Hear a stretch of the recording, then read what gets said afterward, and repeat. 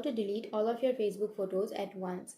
So if you want to delete all of your Facebook photos at once, then first of all open up your Facebook application, and then you can go for the upper right corner which has that three-bar icon, and here you can go for your profile, and under your profile on the right side, middle right side, you will have a three dots icon. Simply tap on that three dots icon, and here you will have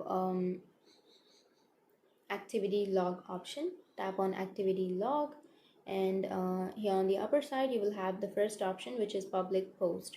Tap on public post, and here you will have all of your posts.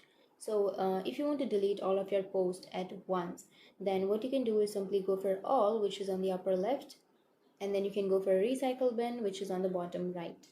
So after tapping on recycle bin, your photos will be deleted. Your every photo will be deleted that is public on your profile. So that's it, and if you have any questions, feel free to comment below. Thanks for watching.